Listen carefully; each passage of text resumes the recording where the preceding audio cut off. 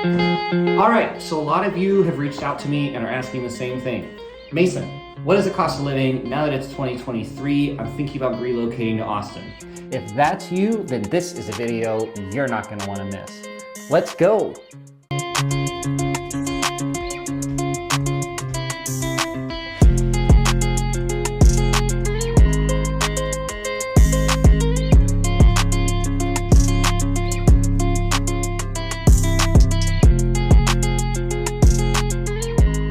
All right, y'all, so I'm gonna break this video down into 5 different parts. The first one, let's just go over some basic stats, median incomes, stuff like that for the Austin Metro. Also wanna go over utility bills. I'm gonna share my very own utility bills. Obviously, it's gonna vary depending on how many people are living in your house, how big your house is, how new it is even, but it'll give you a real good, well-rounded idea of where you're at. Some cost of living things like gasoline, as well as taxes, and then the actual costs of housing here. Let's jump right in. All right, so one of the first things I want to dive into is let's just get some context. Let's zoom out a little bit and take a look at some of the actual stats here. And I've pulled up on the screen median household income. This is the most recent data I was able to come across coming from the 2020 census. And I pulled out some of Austin's most major metros, just to give you a general idea of median household income. You can see Austin coming in here at $75,000, Pflugerville $95,000, and Round Rock $86,000. This will give you a general picture of what most of the suburbs are. Of course, some are a little bit more expensive than others. Some are going to be a little bit cheaper. But as a general rule of thumb, this is a pretty good average. And you'll see as we dive into it what, of course, can cost more to actually live here. Now, this one, I want to actually break down my own utility bill. Obviously, you've got your mortgage, you got your rent, but actually living here is a little bit different than a lot of places. And the first one I want to jump into is electricity. So in almost every case here in the Austin area, Texas has unrestricted power, meaning that all the different power providers are competing against each other to win your business, essentially. So lots of them offer different packages depending on your usage. For example, I've got some clients that have electric cars, for example. So they'll want to plug them in overnight. They're using off-peak hours, so they'll use an electricity plan that works best for them, giving them the lowest rate at off-peak hours. I know some people that work from home, they're running tons of computers all day, things like that. So this is going to vary wildly, but I'm going to give you some reference for my personal home. It's about 1,400 square feet. It's a smaller home, single story, and I do pay City of Austin bill, so it's obviously going to vary a little bit, but this will give you a really good idea. So if we log in here and I show you, this is just for electricity. This is my monthly usage. I also do want to preface, my furnace is gas. So in the winters, I use a lot more gas bill. I'm going to show you that in a moment. But this will give you a really good idea. Our house is about 20 years old, so it could be more efficient insulation-wise. But all light bulbs have been converted LEDs. Generally speaking, we use very little electricity. You can see here, December, $40, creeps up. These are our coldest months, of course. Creeping up now as it starts to get warm. Of course, peak July and August are hottest months. AC systems are running almost 24/7. And you can see that start to taper off, of course, as it gets cooler. So generally speaking, your electricity bill is going to follow right alongside with average temperatures.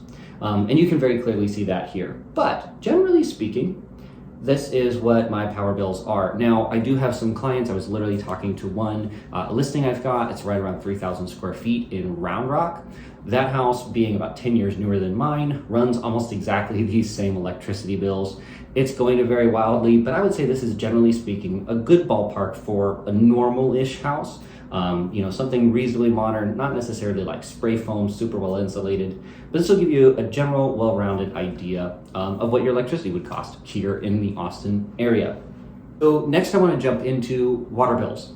Obviously, this is also going to vary. For example, my house does not have a sprinkler system. If you're irrigating your yard, especially in the summers when it's our driest months, it's going to be a lot higher than this. But this should give you a good idea. If we look here, this category, financial history, these are my bills.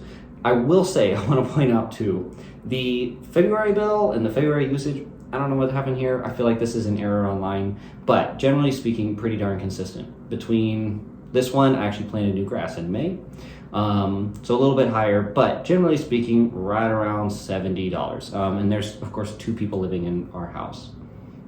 All right, so next let's jump into gas usage. I will, of course, preface again, my house does have a gas furnace, and we do have gas appliances, such as our stove and our oven. So our usage is going to be a little bit different necessarily than a house that's fully electric. And you'll also see that they are almost inverse of electricity bills, given the different times of the year, because of course we're running our heater a lot more, especially our coldest months being January, February, March. Take a look here, and you can see this follows a pretty good trend pattern. Obviously the bills are in blocks, the usage are in yellow.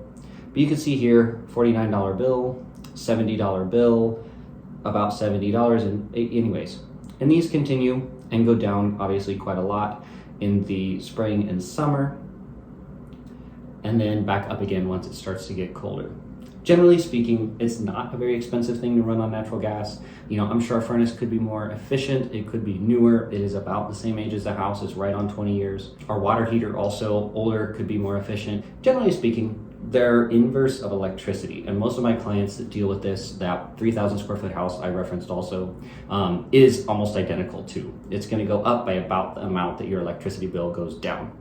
Anyways, general rule of thumb, that's about what you could expect to pay for gas utilities here in Austin. So next, let's jump into gas prices. You know, if you are familiar at all and track it or find any of it interesting, you'll know that Texas does have some of the lowest gas prices anywhere in the country. Austin's is a little bit higher than somewhere like Houston, but if I show you this screen here, this is for regular gas pulling prices around Austin, and you're seeing everything hovering right around $2.99 a gallon. Of course, some are gonna be higher. You can see this one's on South Congress. But generally speaking, right around $2.99 a gallon is pretty normal here.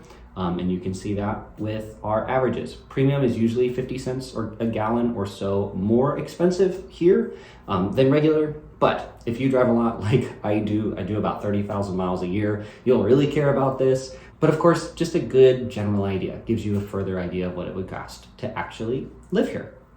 All right, y'all, taxes. This is the subject no one really wants to talk about, but let's jump into it. So it's very well known that Texas, of course, has no state income tax. It's zero. So of course you're federally taxed on your income, but there is no additional state tax, like most of the states in the US do. However, we do have one of the highest property taxes of anyone in the country, of any other state. And the tax code here is extremely complicated. I am not a tax attorney, full disclaimer, but I'm gonna do my absolute best to break it down for you and how it works here. Now, before we jump into property taxes, I wanna make 2 very important distinctions. Market price and tax appraised value are different and completely separate in Texas. In Texas, what you paid for your house is completely confidential. Really, only you as the buyer and the bank, of course, because they're ordering an appraisal for you, typically speaking, are the only ones that need to know what the house actually appraised for. Market price and the tax assessment value are different. In Texas, the tax assessors, the county has their own staff of tax assessors that will go around, and they are the ones that actually deem your property to be valued at whatever the taxable rate is. I will also preface that by saying, every once in a while, the taxable value will come out higher than the market value of your house. So if you paid, for example, $700,000 for your house and the tax assessment value comes back at $760,000, you can use that property purchase price towards your advantage, right? You can use that to test those taxes and get that rate lowered. In the same way, if the opposite occurs and the tax value comes up higher, you do not have to tell the county what you paid for your house. It is on them to decide how much they are going to tax you for it. Now, let's jump right in, and I'm going to do my absolute best to explain this. So here you can see that this example home is in Williamson County within the city of Cedar Park. You can also see the different school district taxes here, as well as, and I pulled this house very specifically to show this as an example, the Upper Brushy Creek Water Control Improvement District. This is the mud I was just talking about. Now, the exemptions here, for example, this house does have a homestead exemption. It will reduce the taxable value, and you can see how that affects the different items as we go down here in the exemptions amount. And you can see the equivalent taxable value and then the total tax rate. Of course, your property taxes are made up of city taxes, county taxes, school district taxes. In this case, we have the Williamson County road tax, we have the ISD tax, and then in this particular case, the MUD tax, as it's known, which all adds up to a taxable rate of 1.944 for this particular property. Obviously, this is extremely complex, and how this is all broken down is still very complicated. There are lots of good resources out there, but generally speaking, most of the Austin area has a effective tax rate between 1.7 and about 3%. The areas that are higher tend to be the ones where either the city, the county are investing more into infrastructure. For example, if you're in a new community, someone's got to pay for all the roads, bringing utilities out there, etc., building fire stations, ambulance service, all those things. So they are going to raise your property tax rates higher while they're doing those things, and then they will creep down over time, usually 10 to 15 years. And then the same, areas that are really built out, well-established areas, 20 plus years old, generally speaking, have lower tax rates. It does vary wildly, and this can really make an impact on your mortgage payment because, of course, most of them include taxes and insurance. So if you are looking around and you want to find out what you can afford, make sure you watch out for those tax rates. That's something I do for my clients most all the time because it really does, like I said, make an impact on your monthly payments. So let's chat about housing costs. Now, this has been one of the most talked about things in the Austin area because, as you may know, historically speaking, Austin's been one of the most buyer-friendly places to live. It's a really good value city, and that really has changed even just over the last 5 years. And that's statistics talking, not just my own opinions. Now, given that, as of the time of recording this video, we're seeing an average purchase price for a home falling in right at $543,000. Also, the average Austinite's monthly mortgage payment, including taxes and insurance, is coming out to right around $3,400 per month. On the flip side of that, the average rent here for a condo or a home, not apartment, comes in at just over $2,660 per month. So what exactly that means for you, obviously is going to vary. And obviously too, these average statistics are going to include a whole lot of different varieties and people. You can make no bones about it. It's going to cost you right around $2,660 to rent here, and your average Austinite's mortgage is costing right around $3,400 a month. That's about what it's going to cost to move here to the Austin area.